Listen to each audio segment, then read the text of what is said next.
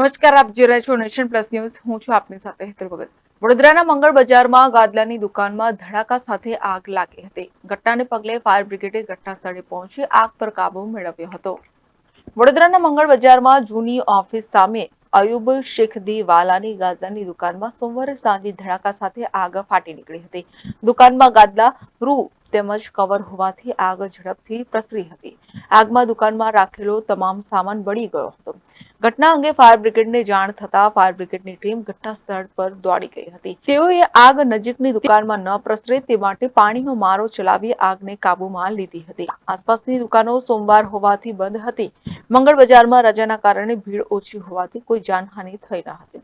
Fire બ્રિગેડે આસપાસના લોકોને પૂછતા તેઓ કહ્યું, આગ શોર્ટ સર્કિટના કારણે લાગી હોવાનું અનુમાન છે, કારણ કે આગની ઘટના પહેલા ધડાકો થયો હતો. ત્યારબાદ ધુમાડા સાથે આગ ફાટી નીકળી હતી. બજારમાં એક દુકાનમાં આગ લાગેલી છે. ફાયર બ્રિગેડની ટીમ સ્થળ પર આવીને કામગીરી કરતા હાલમાં આગ પર કંટ્રોલ મેળવી લીધો અને હાલમાં જે કુલિંગની પ્રક્રિયા ચાલુ છે. શેની દુકાન હતી? ગાદલા અને હેન્ડલૂમના કવર ને હોય ઘરમાં વપરાતા હોય છે, સોફાના કવર માટે એમાં જાનહાની કે કોઈ નહીં, કોઈ પણ પ્રકારની એવી જાનહાની કોઈ રિપોર્ટ નથી. કેટલો અંદાજે કેટલાનો જે માલિક છે તેની જોડેથી માહિતી હમણાં એકત્ર કરી રહ્યા છે તેના માટે. Report nation plus news, Vadodara.